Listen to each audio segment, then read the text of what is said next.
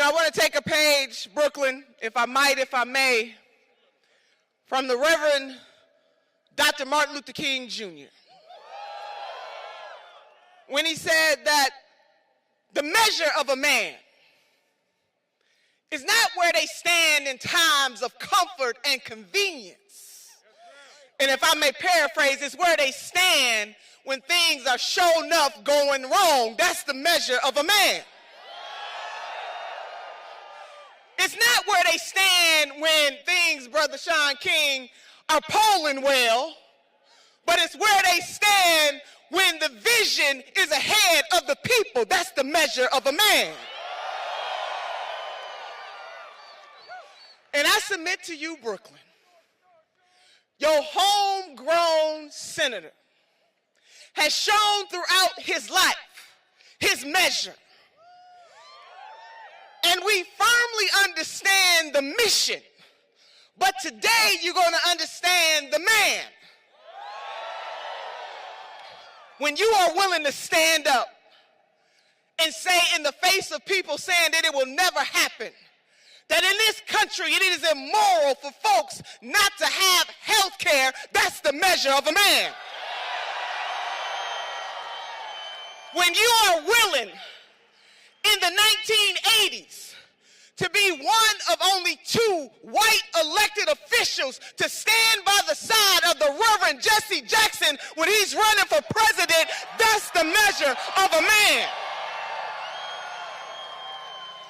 When you are willing at the age of 19 to know that in Chicago, housing discrimination against African American folks was rotten to the core, and you are willing to be chained to a black woman on the front line, that's the measure of a man.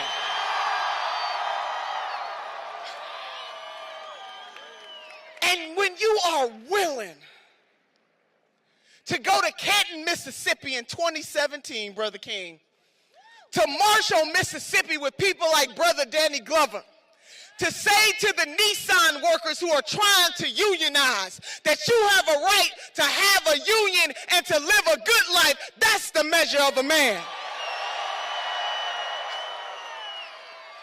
And when you are willing to look Jeff Bezos in the eye, come on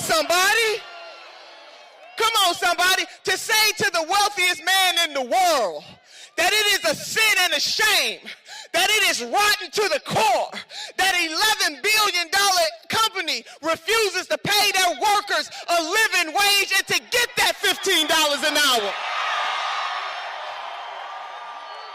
Baby, that is the measure of a man.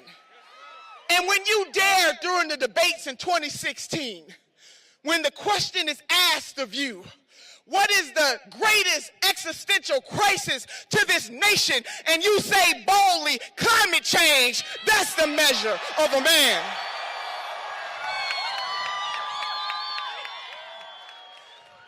His history defines him.